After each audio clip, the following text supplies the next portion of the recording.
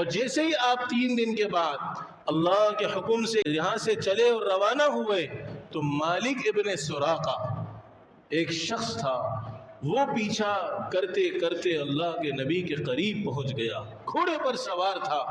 تو اللہ کے نبی صلی اللہ علیہ وسلم نے بددعا دی، زمین نے اس کے گھوڑے کے پاؤں کو اپنے اندر لے لیا، فوراً توبہ کرنے لگا، معافی مانگنے لگا اور کہا اگر مجھے اس عذاب سے نجات مل گئی تو میں کسی کو اطلاع نہیں دوں گا، آنے والوں کو روکوں گا۔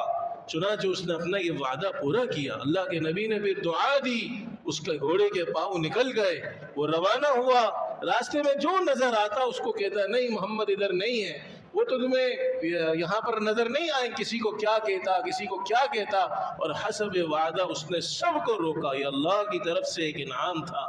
آپ علیہ السلام یہاں سے روانہ ہوئے اور حضرت ابو بکر رضی اللہ عنہ نے جو توشہ ساتھ لے رکھا تھا اور ام معبد کا مکان قریب میں آیا تو کچھ دیر آپ نے وہاں قیام فرمایا۔ ام معبد کے مکان میں آپ گئے تو ان کی بکریوں کے تھن دودھ سے خشک ہو چکے تھے۔ اللہ کے نبی صلی اللہ علیہ وسلم نے بسم اللہ پڑھ کر دودھ نکالنا شروع کیا، سارے تھن دودھ سے لبریز ہو گئے، آپ نے خود بھی پیا، ساتھیوں کو بھی پلایا، اور اس طریقے سے اللہ کے نبی صلی اللہ علیہ وسلم کے 4 ساتھی تھے اس وقت۔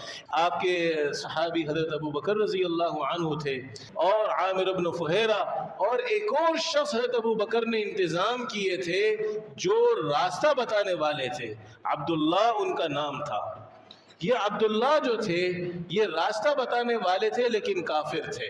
تو یہ 4 لوگ 2 اونٹنیوں پر سوار ہو کر مدینہ منورہ کی طرف روانہ ہوئے۔ راستے میں کچھ توشہ حضرت ابو بکر ساتھ لے چکے تھے، کہیں رک جاتے اور ناشتے کا انتظام حضرت ابو بکر نے پورے راستے میں ایسی ترتیب بنا رکھی تھی کہ اللہ کے نبی صلی اللہ علیہ وسلم کو تکلیف نہ ہو۔